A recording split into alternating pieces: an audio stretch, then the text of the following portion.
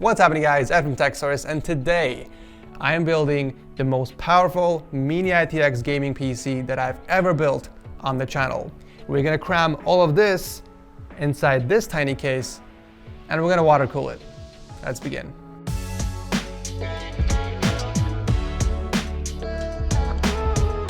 From the lightest footstep to the deepest bass tone, you'll hear more of everything with the Virtuoso RGB wireless gaming headset. It comes with a detachable microphone with great vocal clarity that even rivals standalone microphones. With premium memory foam ear pads along with a lightweight headband, the headset will deliver pillow-soft, long-lasting comfort for long hours on end. To learn more, click the link below. So I'm not going to bore you guys to death going through every single part because I'll be going over them anyways as I build the PC. The purpose of this build is for gaming only. I should say overkill gaming. And the color scheme we're going with is white and red, and I'm calling this PC Mini Red, which is basically a miniature version of my PC, Big Red, that I built 6 months ago. It's tiny, yet powerful, just like his bigger brother, and that is why we're throwing in the 9900KS, which is currently the best gaming CPU in the market, and Mini Red deserves nothing less than an RTX 2080 Ti. And of course, we gotta stick to the same color scheme as its bigger brother. So we're going with white and red with some black accents.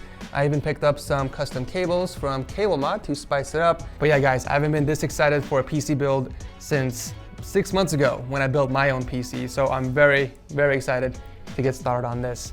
Let's not waste any time. Let's begin.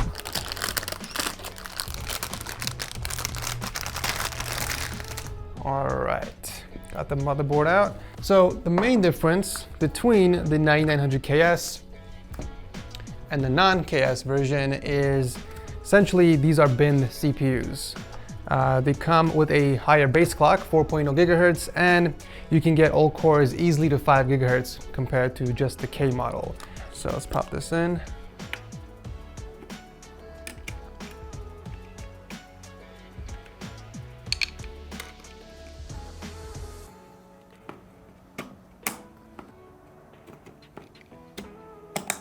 Okay, so that is inside. Now it's time to put on the block. So the water blocks we're using this time are from Bykski, and I've heard a lot of good things about them. So I want to change things up, obviously, and use something different. This looks nice. All right, so we're using socket type 1151. So we're going to use the 1151 platform screws instead. And we're going to install the bracket first in the back. So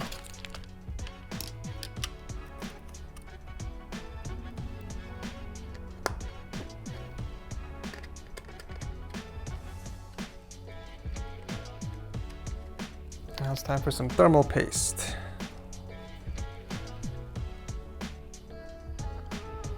You guys know I always like to spread my paste on all my builds just to make sure that all the area is covered. Beautiful. All right, now it's time to lower block. Oh, almost forgot about the sticker. All right, let's route the cable towards the back. All right, you know what? Let's get these RAM out of here right now. I don't like these thumb screws, if I'm honest.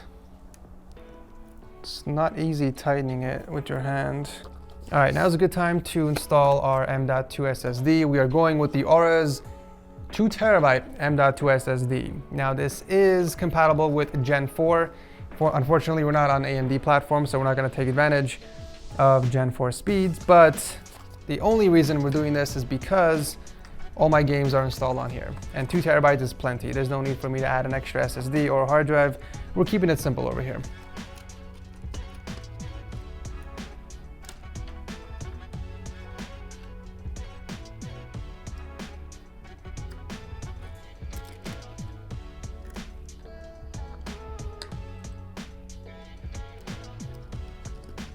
I guess we can install a GPU block next before we start putting the parts inside the case. I'm gonna be honest with you guys. When you build PCs for 10 years, it kind of gets boring after a while. When I take on a project, it has to be exciting for me. Some part of it has to be at least exciting for me in order for me to build it. For the longest time, you guys have been requesting for me to do a Mini-itx build. And I've been holding off on that project because all the Mini-itx cases I've seen, in my opinion, this is just my opinion, are boring. You know, you get this enclosed rectangular box and that's pretty much it. There's nothing really exciting about that. So when this case came out, I think a month ago, it caught my eye because it's unique, it's different. It's an open air case, it looks awesome, and I thought it'll be really fun to build in it. Definitely challenging as well. Some part of it has to be challenging for me to take on the project. Exciting and challenging are the two things I always look for in a PC build. Ooh, you're a thick boy, aren't you?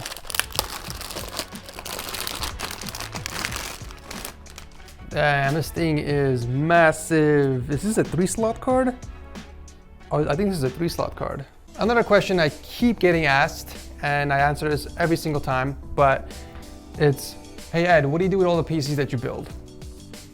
The normal answer is, I take them apart and I store them on the shelves that you see behind me, and I use them in other builds. But for water-cooled builds like this, I don't normally take them apart. Maybe I'll give it away to a family member for Christmas, or maybe to the next setup makeover contestant. I'm not sure, to be honest. I just want to build it and go from there.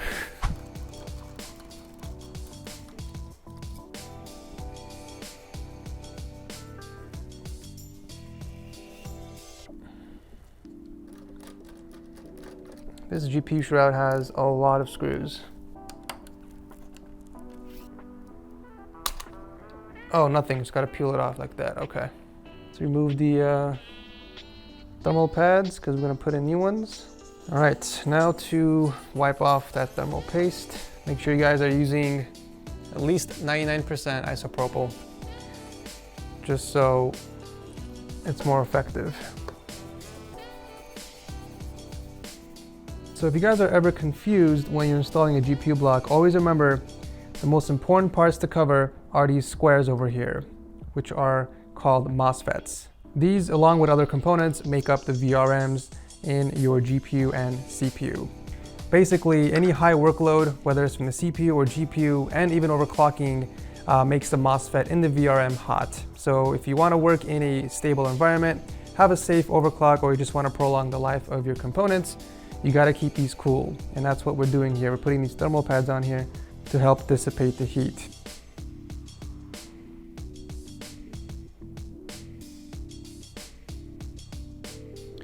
All right, and the last piece is the thermal paste, of course. We do have some left over from the CPU block, so I'm just gonna use the same paste.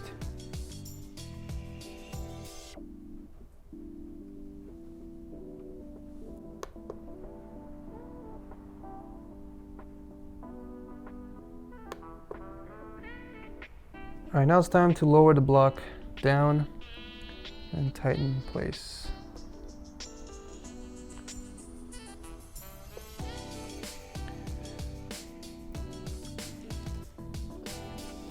Now this GPU block doesn't come with its own backplate, so we're going to use the original one from ASUS.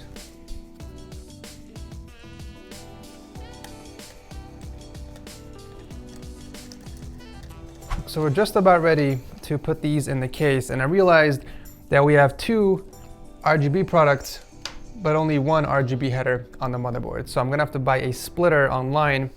So hopefully by the time that arrives, I will be just about done with the build.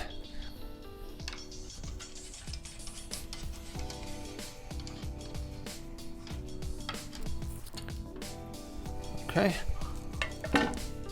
All right, so obviously the motherboard sits right here on the tray. This is where the pump usually goes, but we're not gonna be using a pump because the distro plate that we're gonna be putting on has a pump built in. So we can actually remove this.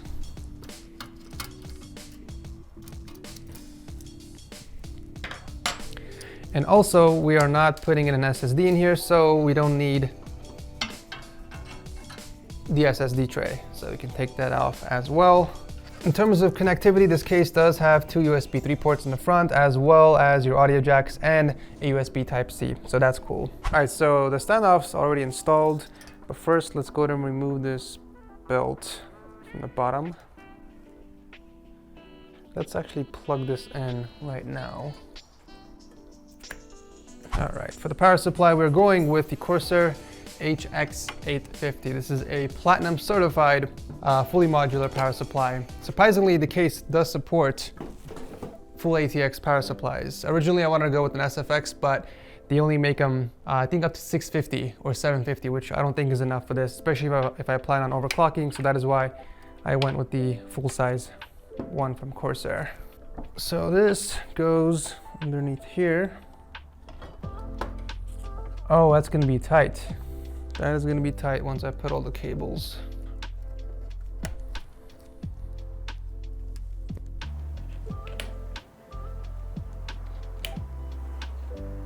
Oh my God, this is gonna be more difficult than I thought. So obviously can't do it that way. I don't want to kink the cables too much. Don't want to damage those. I didn't think this would have been an issue. I guess I overlooked that. All right, I'm gonna have to take apart this case, at least the bottom portion.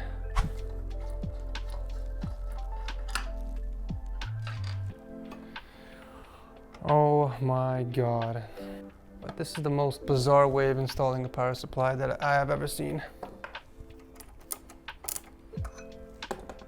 Okay.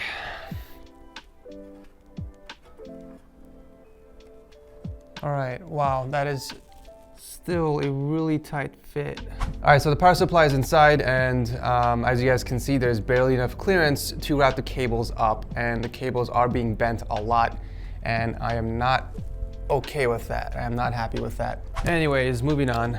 So we're gonna take this time to install the radiator. Now this case supports two 240mm radiators, one on the back and one on the side, but we're only gonna put in one because the back side, we're gonna put in this, a massive distro plate from Bykski, which is specifically made for the Antec Striker case. So I decided to stick with the basic white LED fans from Corsair, which actually offers better static pressure than the RGB ones that they have.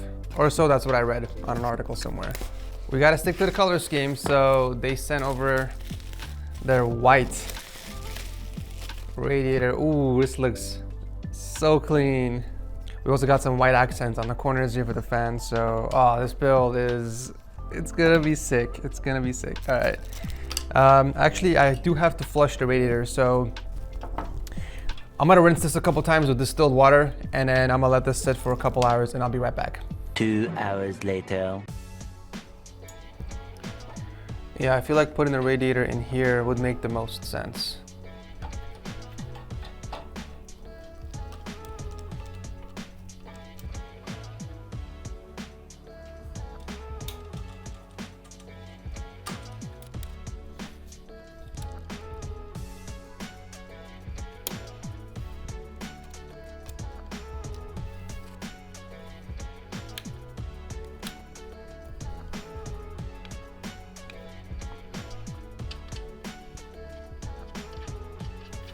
All right, the final piece is the distro plate, and then we can finally start planning the loop. So it's gonna be exciting, to say the least.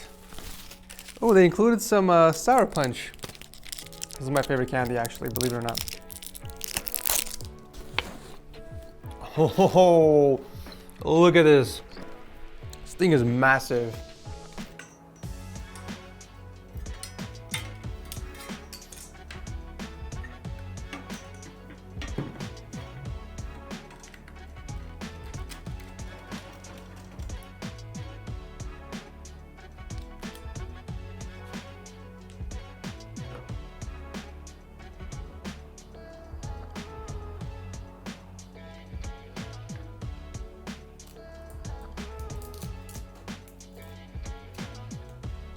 All right, so the build is almost done. I'm loving the way it's turning out so far.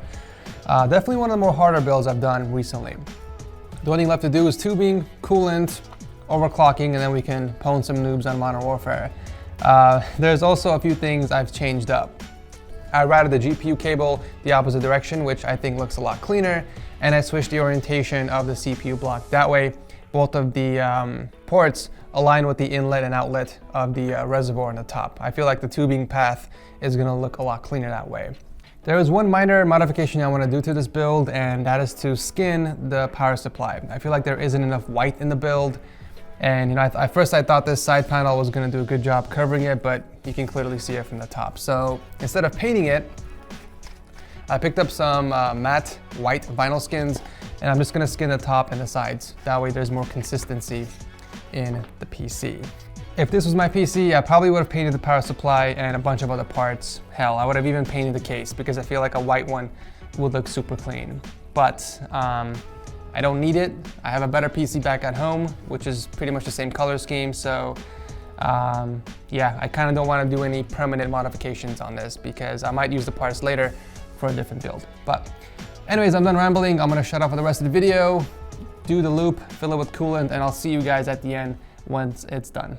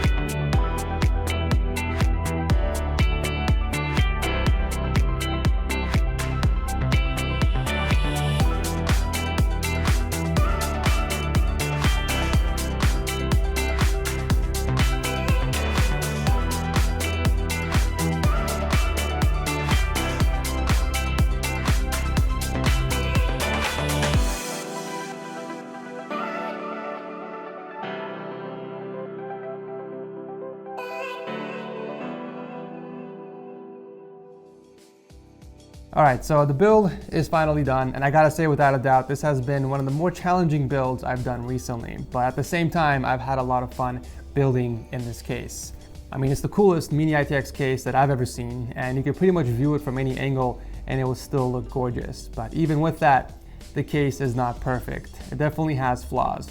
Number one, which I talked about earlier in the video, the PSU clearance. Although there is technically enough room to fit a full-size power supply in there is simply not enough clearance to route the cables naturally, and they do end up getting kinked. Obviously, the PC is working fine for now. I'm more concerned about the long-term effects that this might have on the cables. Honestly, if you're going to be building in this case, I'd rather just go with an SFX power supply and just avoid all these problems. Number 2, the convenience of accessing ports. Now, because the motherboard is positioned sideways, the ports are located on the bottom, making it inconvenient to plug things in. So I have to basically tilt the PC to the side to kind of see where the ports are located before I start plugging stuff in. Number 3, the GPU bracket is too low, making it difficult to plug in the HDMI or DisplayPort cable. I had to actually lift the PC up just to plug in the HDMI cable. But that wasn't the main problem. The problem is that since the ports are so close to the bottom, any type of cable that you connect with a large head will get bent due to the heavy weight of the PC pushing on it. I guess a simple fix to this would be to buy 90-degree angle adapters to avoid the cables being squished like this. Number 4, the thumb screws on the CPU block are horrible. I don't know why Bykski would go with a smooth cylinder design. It made it difficult for me to tighten them with my hand, especially in a Mini-itx build where there isn't a lot of room to fit my fingers in. I guess they didn't think about the possibilities of their blocks being used in compact PC builds. I felt really stupid having to use some pliers just to tighten the thumb screws. That's it though, that's all the gripes I had with the build. Everything else, including the design of the case, is great. I love that they gave me extra clearance between the tempered glass and the frame to run my tubing through. And all the extra cutouts on the motherboard tray help me route and hide the cables easily. Also, if you guys aren't testing your system for leaks using a kit, then you're missing out. This EK leak tester kit is awesome and convenient. Not to mention much safer than actually pouring in liquid and testing for leaks the old-fashioned way and potentially damaging your system.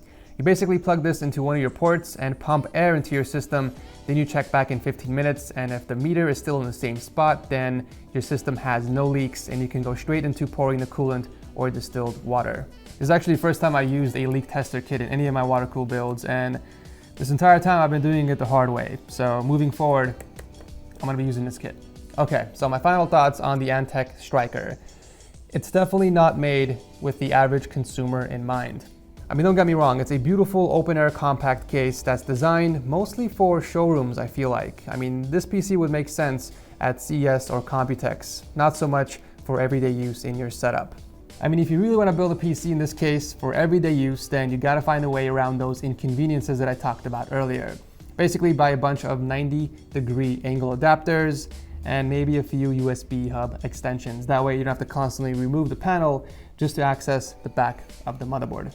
And that's pretty much it for the video. I'm gonna end it here, otherwise it's gonna be over 20 minutes long if I continue talking about overclocking, thermals, and gaming benchmarks. So I decided to make a separate video on that just for my PC enthusiasts out there who are interested in that kind of stuff. So I guess make sure you subscribe to the channel if you don't wanna miss out. And also guys, let me know in the comment section what you think of Mini Red. Definitely a deserving name for this build. I gotta say, I'm very happy with the Bykski water blocks and the Distro plate, along with all the Primo Chill fittings. When I rebuild my PC early next year, I'm definitely gonna be using their products once again. That's pretty much it guys. I'll drop a link to all the parts I used in the build down below if you wanna check it out. Thank you so much for watching. As always, I will see you in the next video.